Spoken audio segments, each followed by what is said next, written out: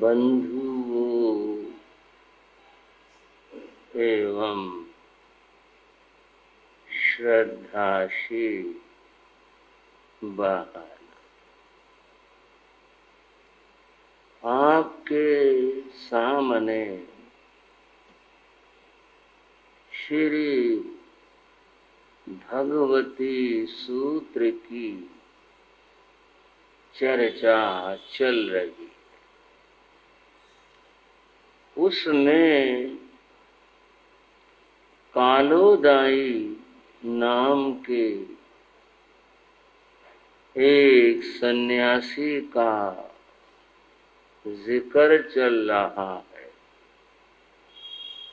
जो भगवान के पास आया था अपने मन में बहुत सारे प्रश्न लेकर। भगवान उसके प्रश्नों का समाधान करते। उसमें जो प्रधान बात थी वह कर्म की बात। भगवान ने कर्म कैसे आते हैं और आत्मा से उनका बंध कैसे होता है, यह उदाहरण देकर उसे समझाया। आप श्रावक श्राविकाओं को ये सभी चर्चा जो सुनाई जा चुकी है ख्याल में होगी, ध्यान हो। अब बात चल रही थी कर्म कितने प्रकार के हैं। कर्म 8 प्रकार के। इन 8 प्रकार के कर्मों को 2 भागों में बांटा गया। पाप कर्म और पुण्य कर्म। कहा गया अशुभ है पापस्य, शुभ है पुण्य से। जो अशुभ कर्म है वे पाप कर्म है, जो शुभ कर्म है वे पुण्य कर्म है। पाप और पुण्य की इस चर्चा में मैं आज थोड़ी सी बात पुण्य कर्म के विषय में करूंगा। पुण्य शब्द का अर्थ क्या होता है? पुण्य शब्द की व्याख्या करते हुए बताया, पुनाति आत्मानम, जो आत्मा को पवित्र करे। पूयते अनेन, जिससे जीवन पवित्र बनता है। जो जीवन को पवित्र करता है इति पुण्यम, उसको पुण्य कहते हैं। बंधुओं, जितने भी धर्म शास्त्र हैं संसार के अंदर, वे सारे धर्म शास्त्र इस पुण्य के विषय में कहते हैं कि सब शास्त्रों का, सारे धर्म का, सबका सार जो है वह यह पुण्य है।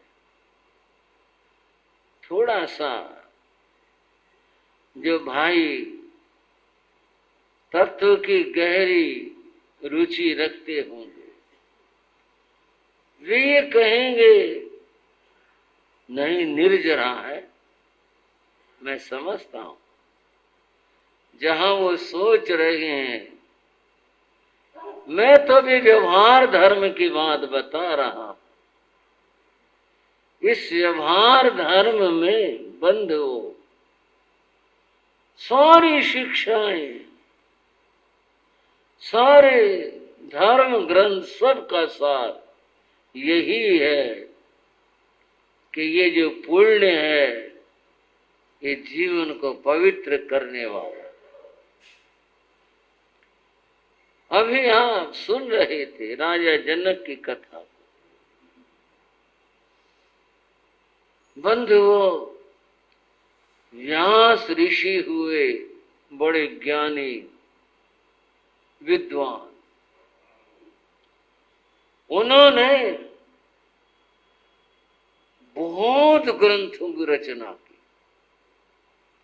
महाभारत जैसे विशाल ग्रंथ की रचना की और उन्होंने 18 पुराणों की रचना की। वो इतने अधिक हैं। आज भी जब प्रिंट मीडिया उपलब्ध है, आज भी वो इतने हैं। और जब हाथ से लिखते होंगे तब तो उनको ले जाना लाना घोड़ों के द्वारा संभव था। इतना उन्होंने लिखा। वे जनक के पास गए, व्यास ऋषि, और बोले मैंने 18 महाग्रंथ लिखे और जो मैंने लिखा है वो मैं आपको सुनाना चाहता हूं। बहुत अच्छी बात है ऋषिवर, आप इतना महान कार्य करके और मेरे को इस अवसर देने के लिए आए, आपका धन्यवाद। पर ये बताओ समय कितना लगेगा? बोले 18 साल लगेंगे। भाइयों, 18 पुराण सुनाने में 18 वर्ष लगेंगे। राजा ने कहा महाराज सोचो तो सही, मैं 18 साल आपके पास बैठा रहूं, सुनता रहूं, है तो बड़ी बात। पर ये तो बताओ राज का क्या होगा? राज कैसे चलेगा? व्यवस्थाएं कैसे रहेंगी? इतना समय मैं नहीं दे सकता, मुझे क्षमा कर। ऋषि कुछ निराश हुए, सोचकर बोले चलो मैं संक्षेप कर देता हूं उनका। बोले हाँ संक्षेप कर दो। वो सुन लो कितना समय लगेगा? बोले 18 महीने। ये तो कम से कम 1 महीने में एक शास्त्र हो जाएगा। बोले 18 महीने? महाराज 18 महीने भी कितने होते हैं? राज व्यवस्था कैसे रहेगी? मैं नहीं समय दे सकता। बात 18 दिन पर आ गई। राजा ने उसके लिए भी इनकार कर दिया। बोले जी आप तो मुझे संक्षेप करके थोड़े से में बता दो, आपके इन ग्रंथों का, इन शास्त्रों का क्या सार है? तब व्यास ने कहा था 18 पुराणेषु व्यासस्य वचनद्वयम्। 18 पुराणों में जिनको सुनाने के लिए 18 साल का समय चाहिए था, उसके लिए कहते 18 इन ग्रंथों में व्यास ऋषि के 2 ही वचन, व्यासस्य वचनद्वयम्, वो 2 वचन समझने के। परोपकार है पुण्याय, किसी का भला करना, परोपकार करना, इसका नाम पुण्य है। पाप आए पर पीड़नम,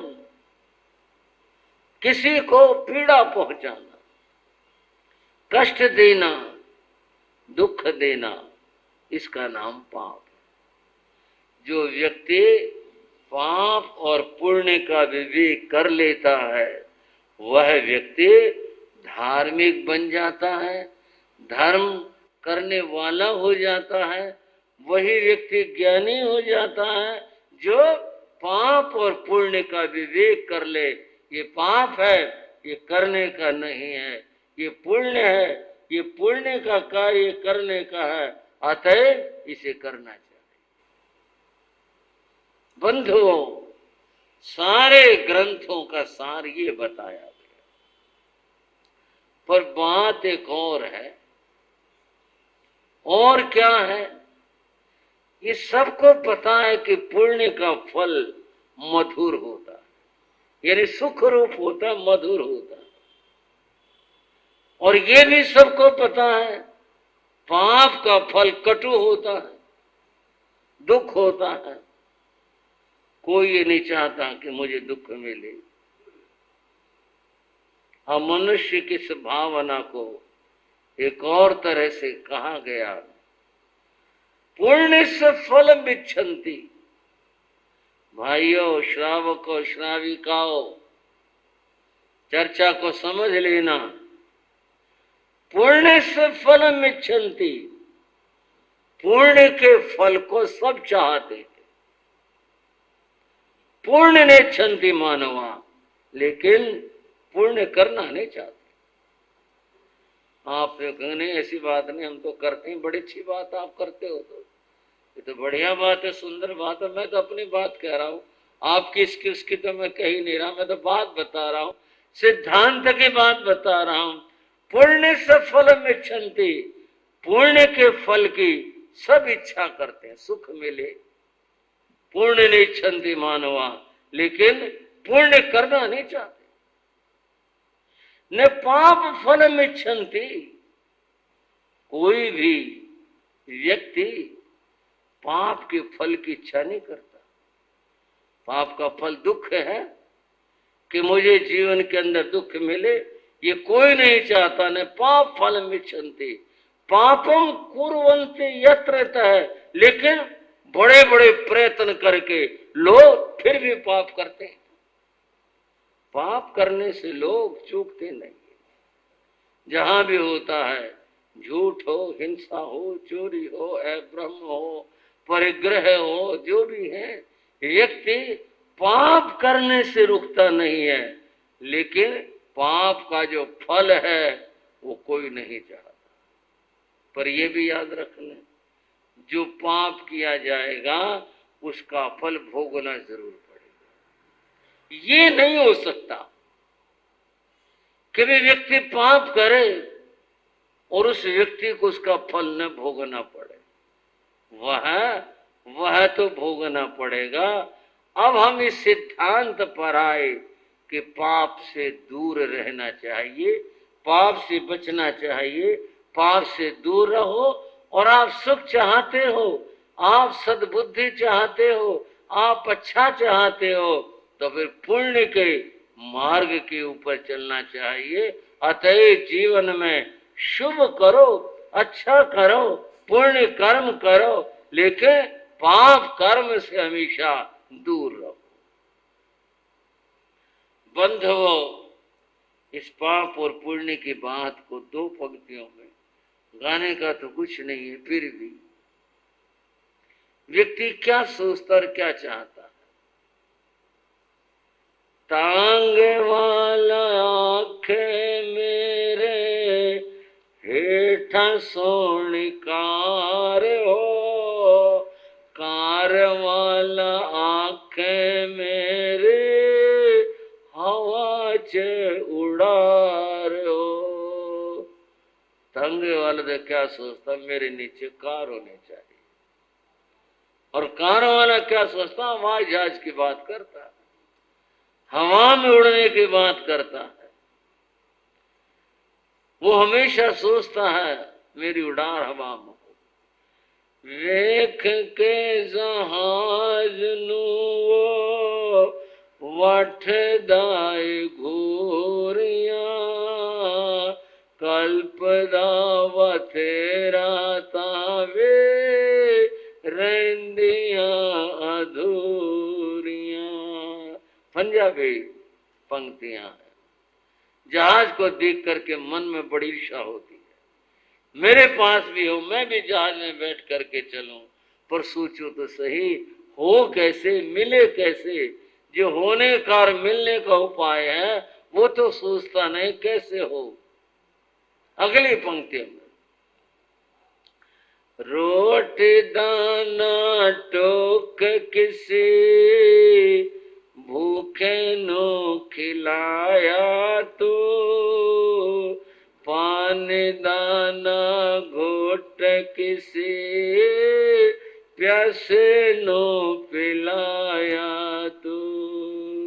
रोटी दाना टोक किसी भूखे नो खिलाया तो, पानी दाना घोट किसी प्यासे नो पिलाया तो।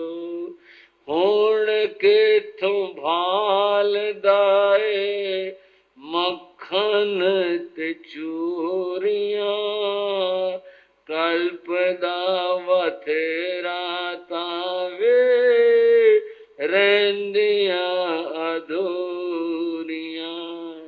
आशा का देवंद दिया